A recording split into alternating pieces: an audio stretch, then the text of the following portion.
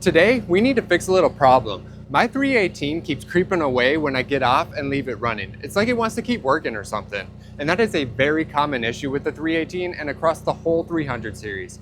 It's called neutral creep. And if your tractor is doing it too, don't worry, I will show you exactly how to fix it. Neutral creep is when the tractor keeps moving even though the lever is in the stop or the neutral position. It can move forward or backwards, but either way, it's not supposed to do that. And like I said, this is a very common issue throughout the whole 300 series, but luckily it's a very simple fix and you can do it yourself. And you might be saying, I have to put the parking brake on to get off the tractor if it's running anyway, so what does it really matter if it's creeping when it's in neutral because I have the brake on anyway. I do have the seat safety switch disabled on this one, so it is a little bit annoying that I still have to put the parking brake on to get off. I know it's not the safest, but it is much more convenient to have that disabled. But even if you're putting the parking brake on while it's sitting and running, if it is trying to move with the parking brake on, you are putting stress on that hydraulic system because it's trying to pump fluid through to get the tractor to move, and it can't because it's working against that parking brake. So it is putting a little extra wear on the system because it's trying to move with the parking brake lock. So this really is a problem that needs to be fixed whether or not you use the parking brake or not. There are a few different things that can cause this problem. Today we are going to be focusing on adjusting the linkage, which is underneath the seat pan. So the first thing we got to do is get the seat pan off. Real fast before we get started, this video is for the late model tractors with the flat bar style linkage control. If your tractor is the style with the round bar with the turnbuckle, then this adjustment will be made by adjusting that turnbuckle, and I won't be going over that in this video. On this 1990 318, getting the seat pan off requires removing 4 13mm bolts. And then if your seat is still plugged in, you'll have to unplug that as well. And now remove the filler cap and unplug the taillights. And now the seat pan should just slide back, up, and off. Be careful that you clear the hydraulic levers, and you're gonna have to get it up over the tires and the gas tank. Now that we got the seat pan off, it is a great time to blow this all out and clean this area up.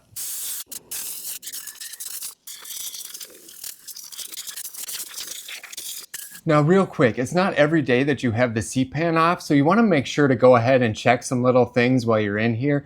Like I retaped my wiring for my taillights down just because that was loose. And you can wear through the wiring if it's too loose. And then there's these 2 little buttons that when pushed down, it allows you to push the tractor without the resistance of the hydro transmission. And so I just made sure to go ahead and check those to make sure that they were free and still popping up the way they should, and one of them wasn't. So I just went ahead and soaked both of them in penetrating oil. And I do videos like this for the 300 series all the time. So if you want more, please go down and hit that subscribe button. It costs nothing to you and it helps me out a ton. Now let's get back to that linkage adjustment. We got to get these rear tires off the ground and get that belly screen off.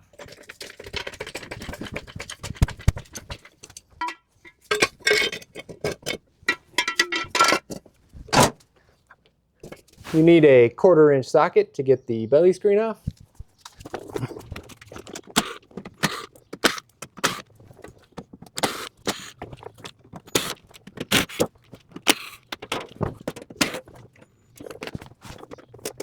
One last thing to remove is this access cover right here. It's just a 10mm bolt. And then that will slide out of the way, giving us access to the mounting bolts for the lever up here. Now we have to loosen up these 3 bolts and then the one down here. These are 12s up here. I might have to move that forward a little bit to get that rearmost one. And then put it back into neutral.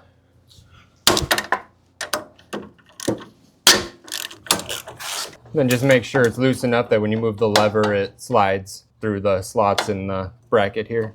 And it's a 10mm down here.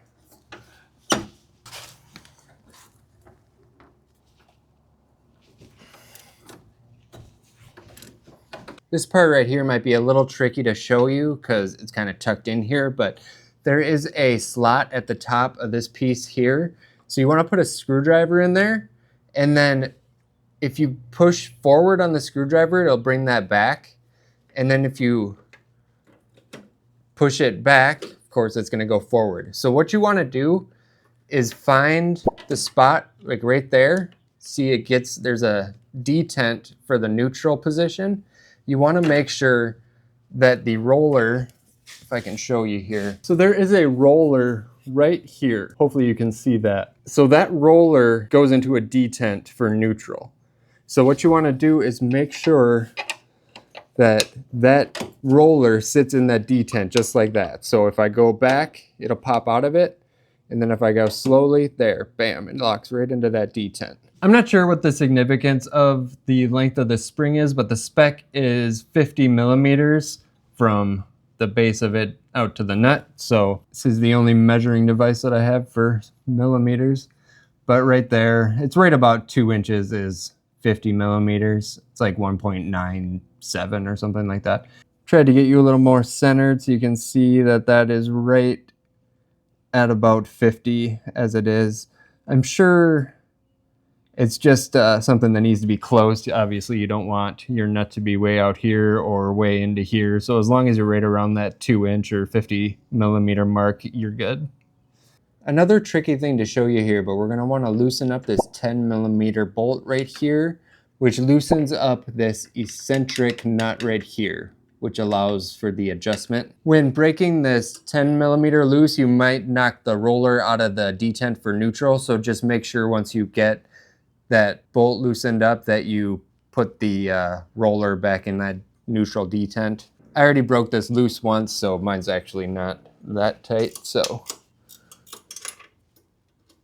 let's go ahead and loosen that up just a little bit. And then once again, kind of hard to see, but this is a 20 millimeter eccentric nut on that. And so we are going to be putting the 20 millimeter wrench on that, and then we can make adjustments to that. But I just wanted to show you that up close because now we need to start the motor and we have to adjust this nut until the rear wheels stop spinning. That's going to put us in the true neutral position.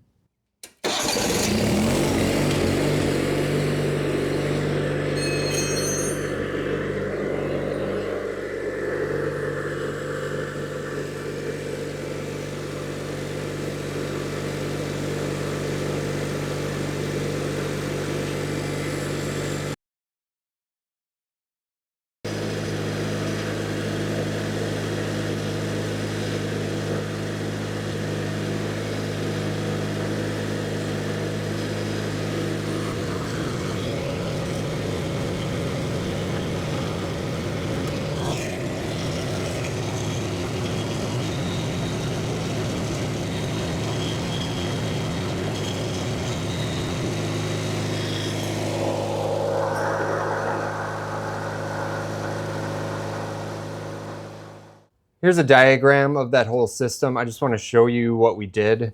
So on that first step where we put the screwdriver in, we were putting the screwdriver in this notch C here and moving it back and forth. So the roller E would be in that detent right here.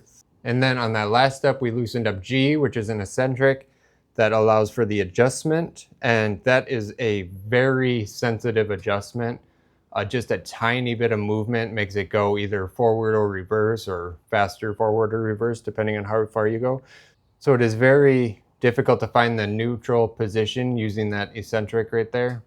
But I think I got it as close to neutral as possible, and then hopefully we'll have a little bit more adjustment up in this area to fine tune it and dial it in. So that's where we're going next. We're going to use H here to center up B, and then hopefully we can just tighten it all up and it'll work. This is H from the diagram. This is another eccentric. The inside nut here is, the outside one is just the lock nut, so we just gotta loosen that up. And then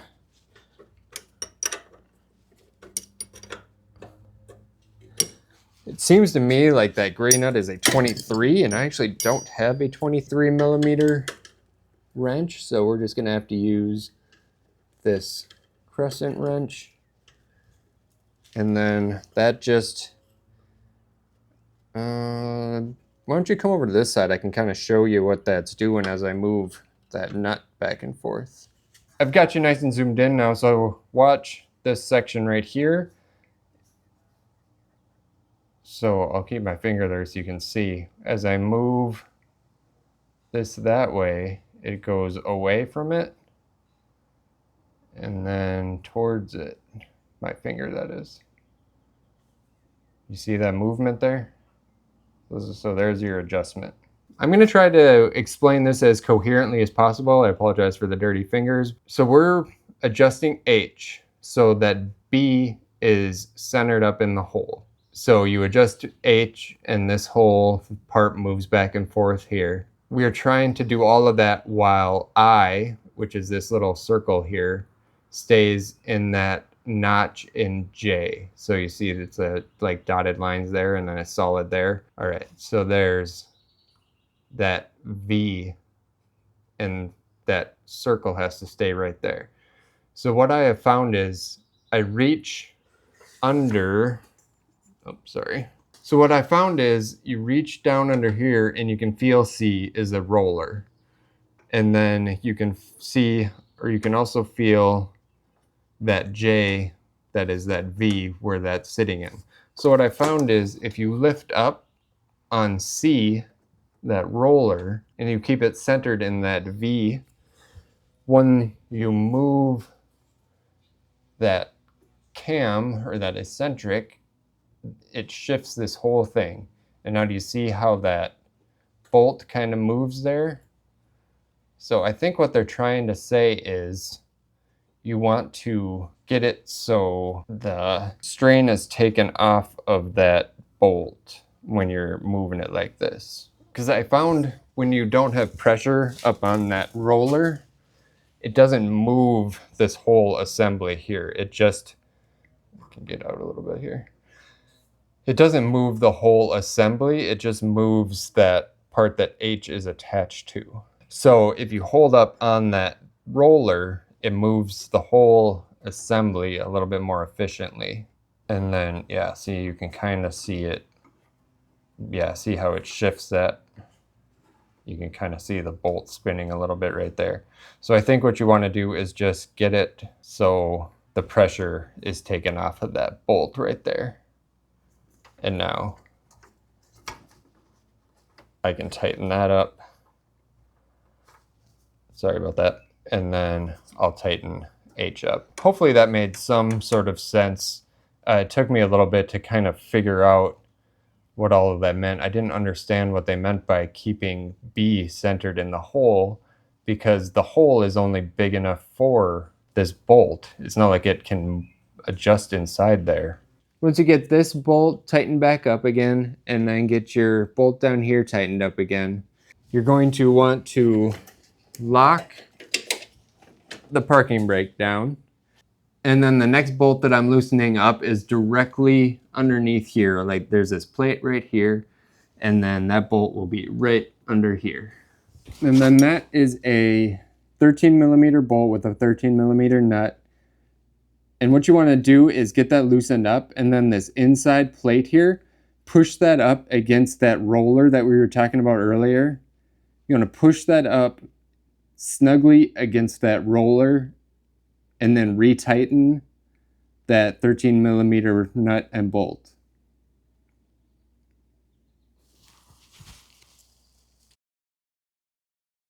Now, while holding the lever firmly into the neutral position, you want to retighten down these bolts.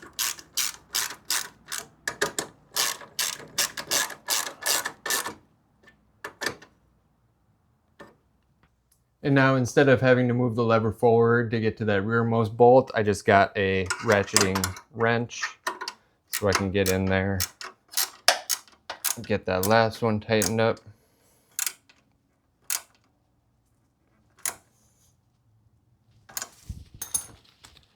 Just make sure these last two are nice and snug before releasing that. And now that stays real nice and tight up into that neutral position.